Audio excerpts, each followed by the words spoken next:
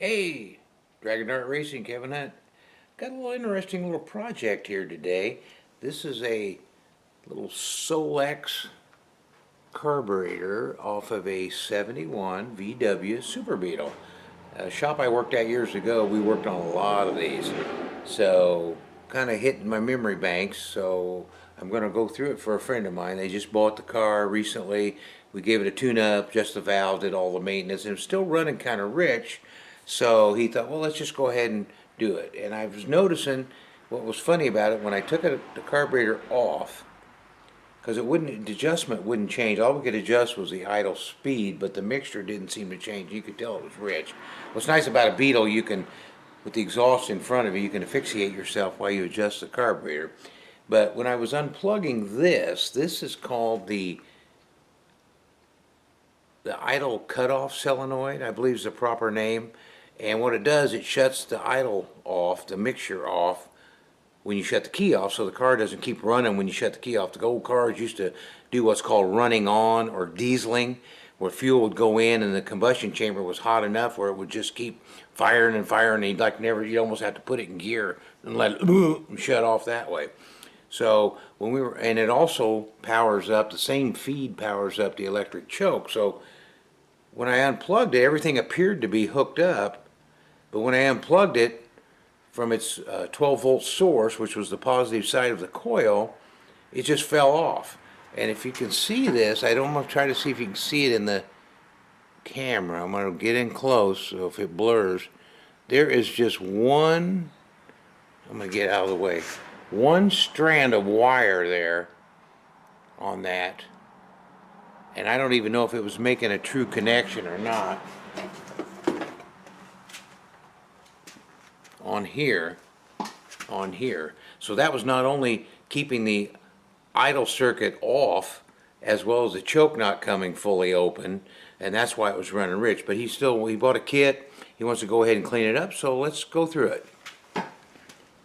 As you can see, this carburetor is held by studs and nuts rather than bolts, and it takes this funny little wrench to get the back one.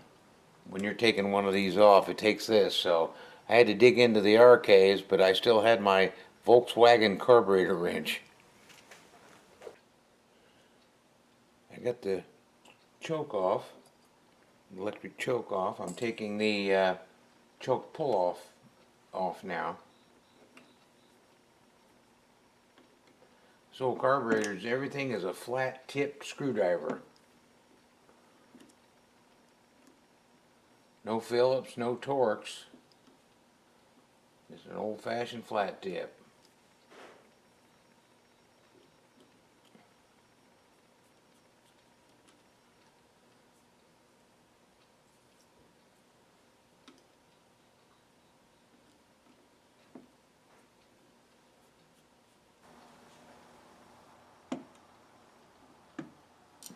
There we go.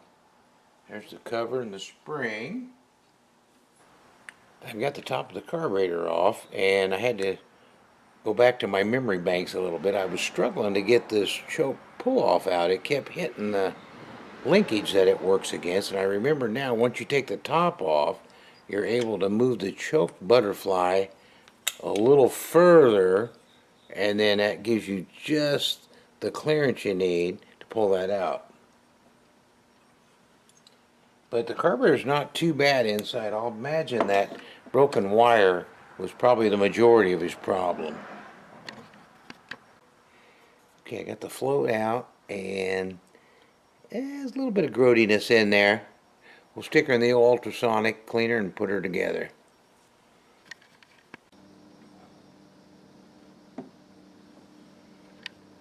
I'm taking a mixture screw out. We call it the mixture screw. They call it the volume screw. Maybe that's why they're so loud sometimes, huh? They turn down the volume. I stayed in a hotel once that was so cheap and the walls were so thin, I had to tell the guy next door to, hey, turn down that TV and the brightness. This is the idle speed screw I'm trying to get out now. It's got a, both of them have O-rings on them.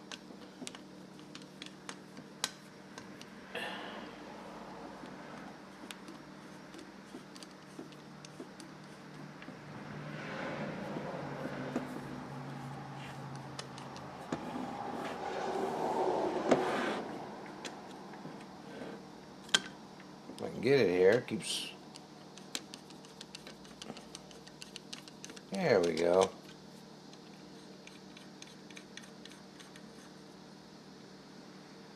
Yeah, not terrible.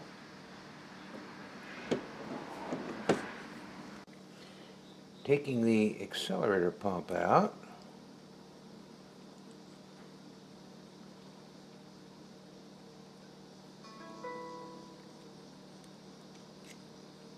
These small, fine little flat tip screws here.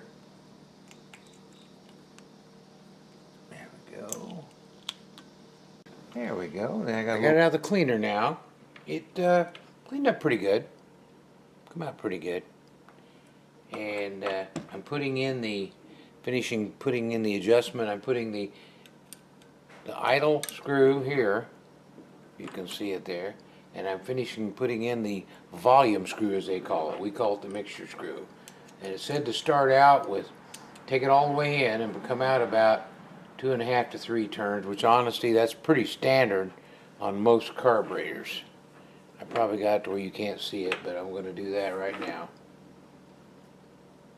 Half, 1, half, 2 and a half. There we go. Okay. Next, we'll start putting this bad boy together. Next, we'll put the accelerator pump on. Continuing the install of the accelerator pump, I had to reposition it a little bit. Get the screws through the diaphragm part.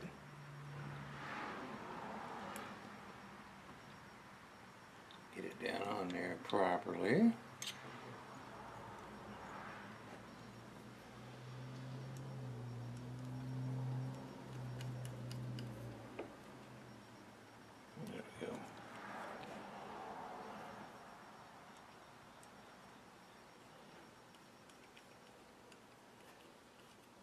Okay, got 2 started. Now we'll get the other 2 in.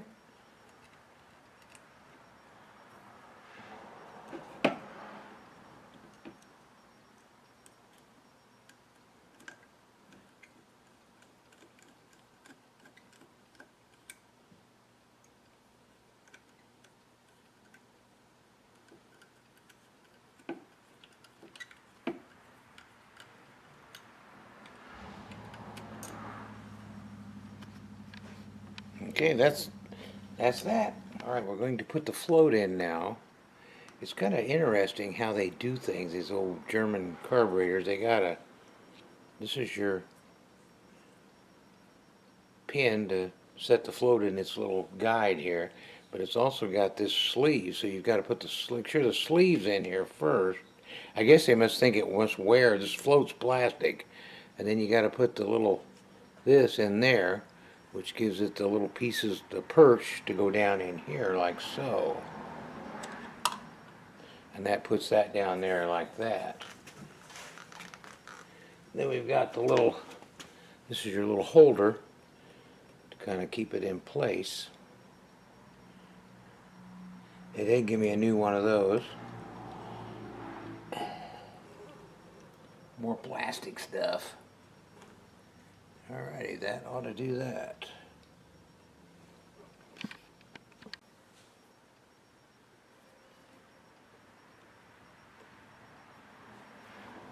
A few little access holes here I'm covering up.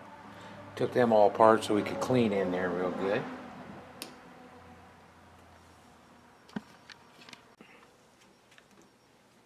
We'll put our choke pull-off on.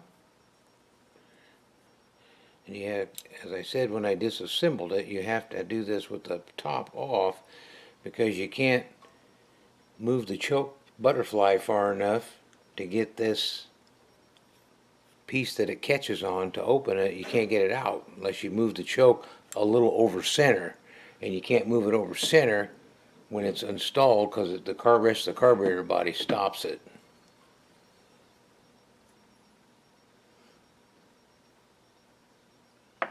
Our little cap, there's a little hole there for the vacuum, so you got to make sure there's an extra. You see that one screw hole has a port. We got to get that right there. There we go, just like that. And try not to drop it. Like I've been, oops, let me get up there. You can't see it, can you? There we go. Don't drop it. Hold it up against my Gasoline Forever shirt.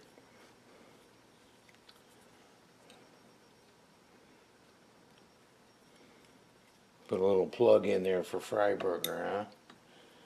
He probably gets a few more views on his stuff than I do. But I hope you enjoy these. Just let me know in the comments what you think. I mean, I'm not showing you every last little thing. I didn't want this to be an hour-long video. I'm just helping a buddy, and then when I get it all together, we'll buzz over to his house and put it on the car and see how it runs. So we got to put the seal on the needle and seat assembly. Screw it in. I always like a little WD on the thread so you're not galding anything. Tighten this up.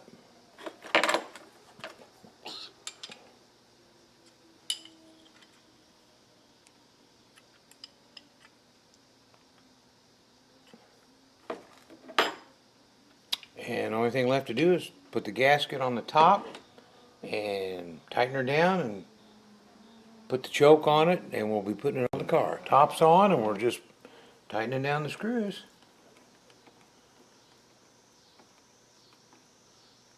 And there you go. It's running like a top. Fire it up.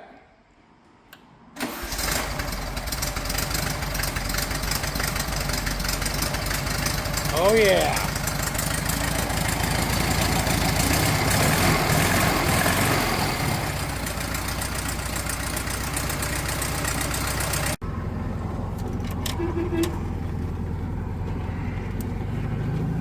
Can't shift it without the clutch like my other cars.